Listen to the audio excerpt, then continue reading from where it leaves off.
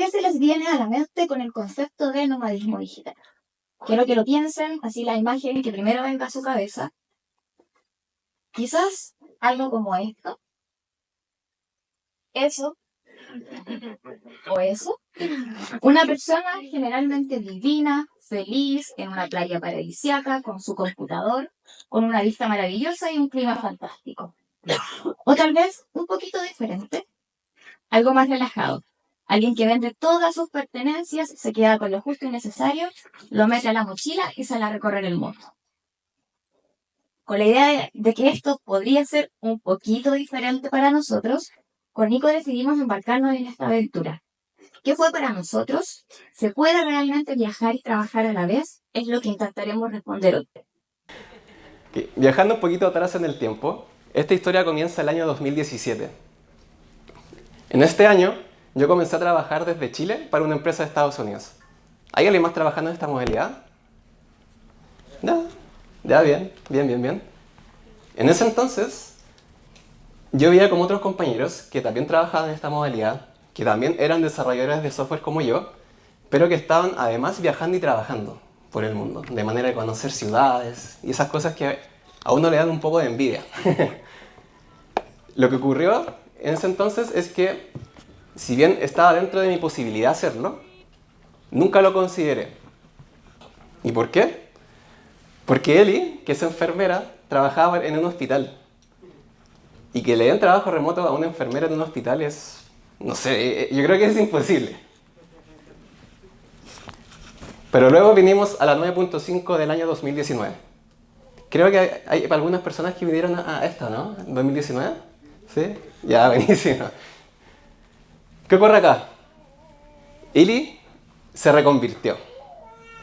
Justo en ese año, además ahora de ser enfermera, además desarrolla software también. Y en este año habían varias empresas que dieron charlas donde mencionaban que a los equipos les daba la posibilidad de viajar y trabajar.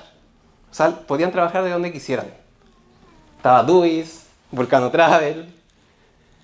Y ahí yo comencé a pensar. Dije, ok, Eli es enfermera, desarrolla, yo desarrollo. Tenemos la posibilidad de trabajar remoto ahora. Llega el año 2022, hicimos un primer experimento. Nos fuimos 5 semanas al Reino Unido. El objetivo era vacaciones, la verdad, pero decidimos que las 2 primeras fueran de trabajo.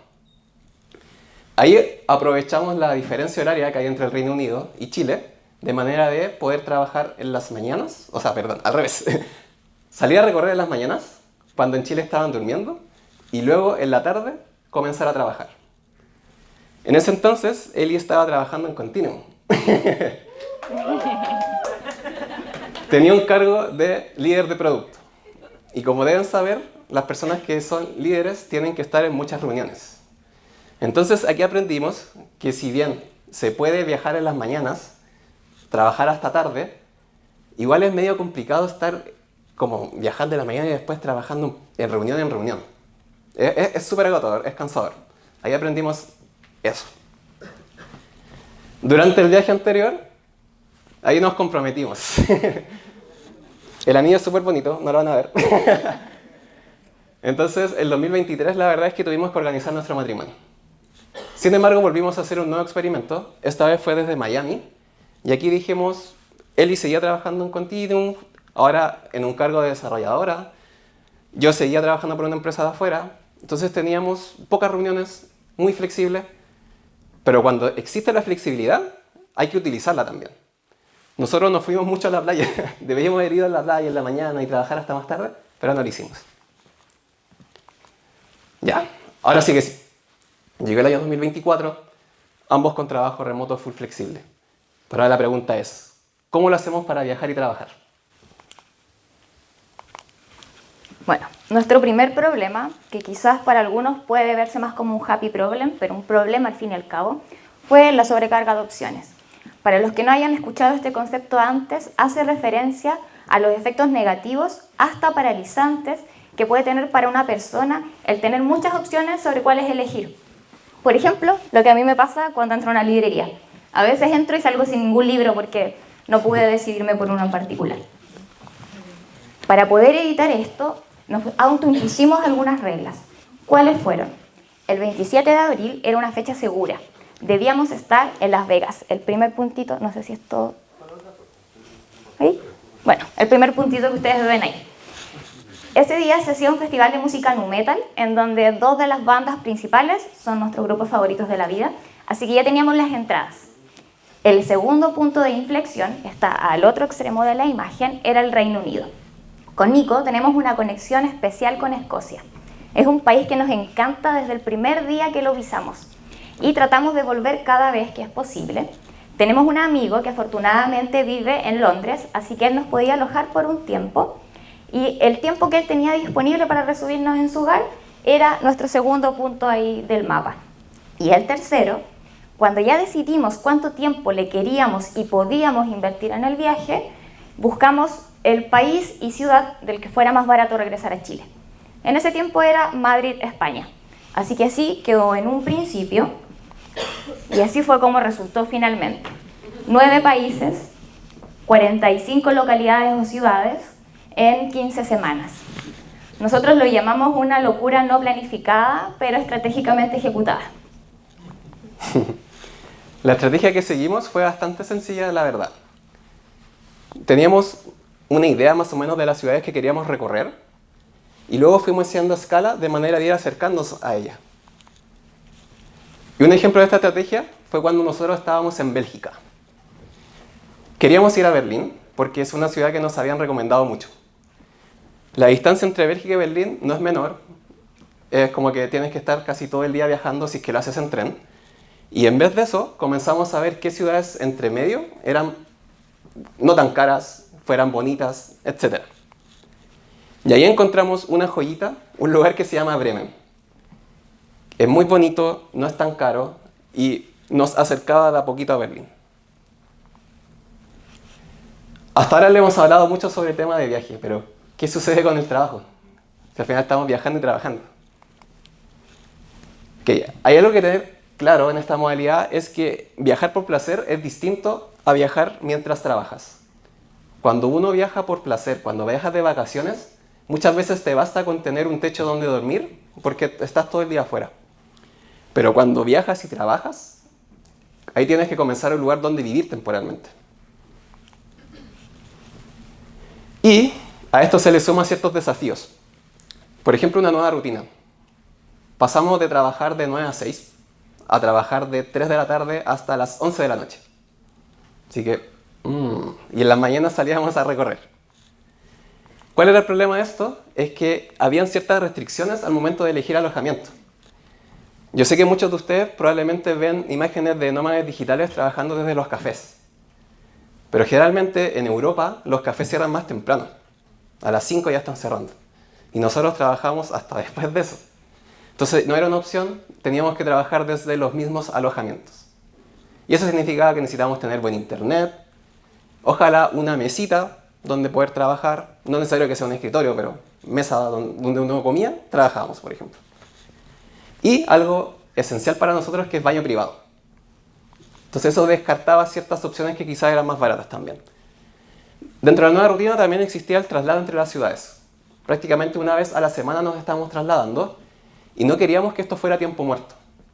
Y la forma que descubrimos, que tampoco es tan mágica, que uno puede moverse en tren, como en la imagen. Los paisajes son muy bonitos, hay café, hay comida y te puedes ir trabajando porque a veces tienen internet. Bien, y cuando el viaje se extiende por tanto tiempo, toca replicar cosas que pueden ser un poquito menos glamorosas que hacemos en el hogar. Y suele demandar mucho tiempo que a veces no consideramos. Una de esas cosas es lavar la ropa, porque la ropa se ensucia, aunque se nos olvide. Cuando uno va de vacaciones a veces lleva como las prendas justas para cambiárselas y no tener que lavar nada. Aquí no podíamos hacer eso. Encontrar alojamientos con lavadora era bastante difícil o le subía mucho el precio. Así que a veces teníamos que lavar a mano. Nos tocó comprar detergente casi al principio del viaje y acarrearlo por todos los países, que pesaba, ocupaba bulto. Aprendimos a usar las lavanderías que aparecen en las películas, esas que se le colocan moneditas. Lo chistoso es que no fue en Estados Unidos, fue en Alemania. Así que tuvimos que utilizar Google Lens para poder traducir las instrucciones, porque si no, no habríamos podido lograrlo. Ir al supermercado. Las compras cuando estamos en casa pueden ser bastante rápidas, conoces todo dónde está y te toma solo unos minutos. Pero en este caso, cada ciudad era encontrar el supermercado, entender cómo estaba ordenado todo, porque no todos lo ordenan igual. No siempre las papitas están al lado de las cervezas, por ejemplo. No todos tienen cerveza, eso es otro punto. También ver cómo compraban las verduras, y a veces estábamos dentro del supermercado con el carrito lleno y nos faltaba algo indispensable, no sé, la carne. No, ahí no vendían carne, había que buscar otro. Y así había que readaptarse constantemente. Y estos cambios constantes de contexto son readaptaciones. Cada alojamiento tenía sus propias reglas. En cada lugar, por ejemplo, algunos se ingresaba con clave, había que memorizarse la clave, si no estabas afuera y la gente te miraba como que ibas a robar el lugar. Había que entender cómo funcionaban las llaves. En York nunca entendí por qué la puerta se cerraba como jalando la manilla hacia arriba, con la llave puesta y girando hacia el otro lado. Media hora creo que perdimos en esa puerta antes de poder salir a recorrer. Cosas domésticas como los utensilios de cocina. En Barcelona, por algún motivo, ninguna olla tenía tapa. Y ya habíamos comenzado a preparar la comida, teníamos listo el arroz ahí ya medio sofrito y tuvimos que tapar con un plato. No se los recomiendo, no lo hagan porque queda asqueroso. No sé si alguien tiene un dato de cómo arreglar eso porque a mí no me funcionó. Y algo que habíamos subestimado era el tiempo que nos íbamos a tardar en tomar las decisiones de los siguientes pasos del viaje. Ya habíamos decidido, por ejemplo, cuál era la siguiente parada, como lo explicó Nico, en función de esa estrategia, y nos tocaba hacer reservas. Las reservas de los traslados, había países en que era maravilloso, muy rápido. Ese tren a esa hora, listo. Había otros que las páginas no se entendían. En la traducción del idioma local al inglés, muy raro. Y a veces, por ejemplo, en Portugal, no podíamos reservar online, así que tuvimos que bloquear un espacio de una mañana para ir a la estación de tren a reservar nuestros pasajes. Los alojamientos, para cumplir lo que decía Nico, tampoco era tan fácil, porque generalmente uno va a los más baratos y el baño es compartido, no tiene mesa, obviamente a veces no tienen cocina, así que también era mucho tiempo comparar comentarios. Me volví una adicta a leer los comentarios, es como leer chismes, porque siempre uno se entera de que algo raro pasó en algunos lugares. Y ahí más o menos uno sabía como ya, no lo vamos a tomar. Lo bueno de hacer eso, gasta mucho tiempo, pero no tuvimos ninguna mala experiencia en ningún alojamiento, así que ahí los reviews de la gente son muy, muy importantes, pero sí tuvimos que ponernos un límite, porque como ya desde aquí en el viaje en adelante no podemos gastar más de ciertas horas en hacer esto. Y bueno, ya que estamos viajando hay que aprovechar, así que hay que hacer panoramas en cada ciudad. Teníamos que clasificar estos panoramas en lo que íbamos a hacer sí o sí. Por ejemplo, ir a ver la obra de Harry Potter. Ya no estaba dispuesta a perdérmela otra vez que visité Londres.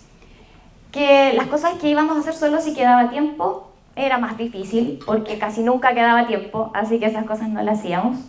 Lo que se podía hacer en mediodía, que era lo que podíamos hacer los días laborales, salíamos por las mañanas y por las tardes trabajábamos, y lo que teníamos que hacer el día completo, que ya se iba hacia el fin de semana. Y por supuesto, algo que nunca hay que olvidar, espacio para descanso.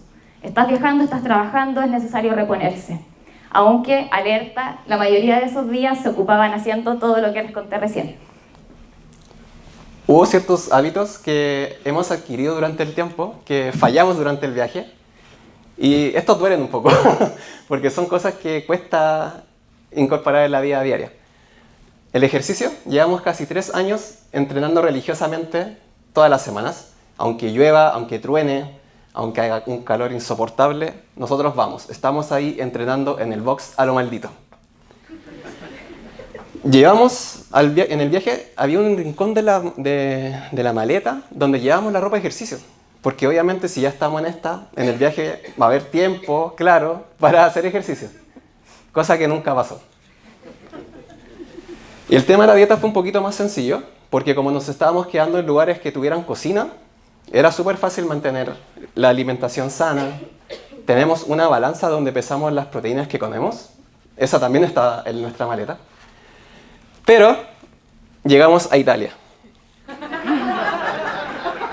Y ahí simplemente nos entregamos a los aperols, a las pastas, a las pizzas, y hasta ahí llegó todo. Bueno, y ya nos queda poquito tiempo, así que volviendo a la pregunta original, ¿qué fue para nosotros? Puse aquí una foto de las secuoyas costeras, son los árboles más grandes del mundo, pero fue justamente para decirles que no vengo a vender humo y decir que esto fue una experiencia reveladora, que crecimos mucho, que fue extraordinaria. No, solo fue algo que nos hizo un poquito más felices y yo creo que con eso ya es más que suficiente. Yo soy una persona muy organizada, que le encanta planificar.